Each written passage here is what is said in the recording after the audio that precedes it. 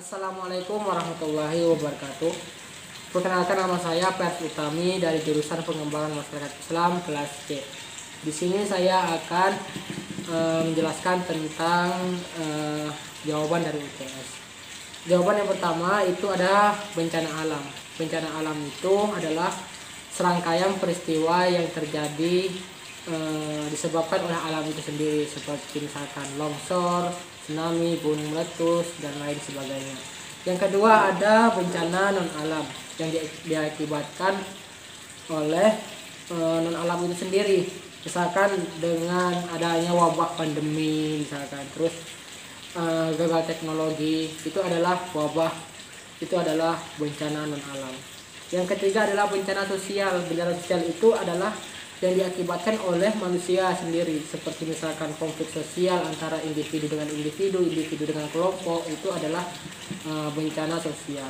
Yang jawaban yang kedua ada dalil tentang bencana non alam itu sendiri, seperti perkataan Rasulullah SAW, apabila kalian mendengar terjadinya suatu penyakit di suatu wilayah, maka janganlah kalian ke situ, dan begitu pun dengan sebaliknya, apabila pada wilayah kalian ada terjadi penyakit atau wabah, maka janganlah kalian keluar ke wilayah lain. Nah, di sini saya mengutip dari buku Sunnah Fikih Sunnah karangan karya Said. Rasulullah mengajarkan kita umat Islam untuk tidak lari dari sebuah wilayah ketika kita sedang ada wabah Covid.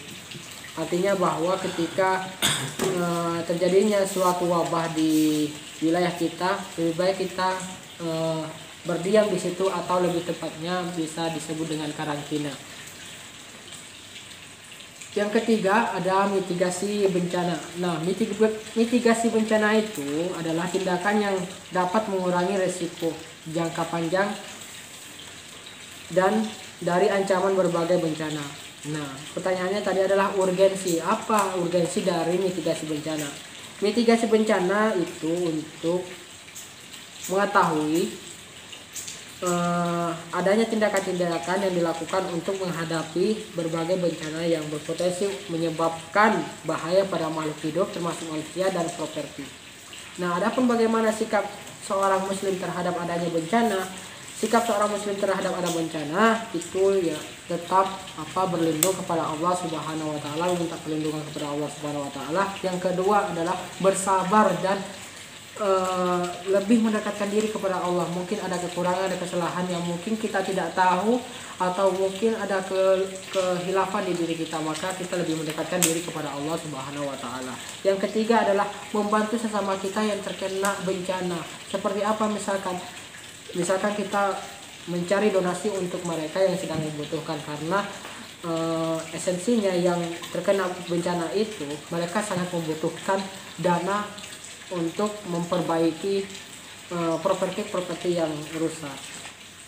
Nah, adapun yang ketiga, adapun jawaban yang keempat ada manajemen penanggulangan bencana itu. Apa sih manajemen penanggulangan bencana itu? Adalah serangkaian kegiatan yang dilaksanakan dalam rangka usaha pencegahan, mitigasi kesiapsiagaan, tangkap darurat, dan pemulihan keadaan setelah pasca sarjana. Itu adalah manajemen penanggulangan bencana. Nah, adapun manajemen penanggulangan bencana dilakukan untuk bertujuan mengurangi kegiatan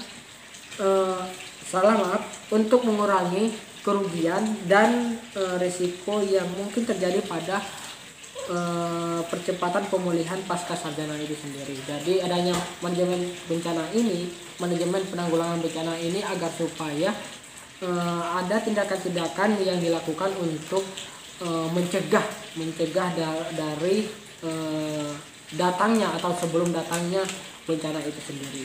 Mungkin itu yang dapat saya sampaikan, karena waktu terbatas hanya diberikan 2 menit.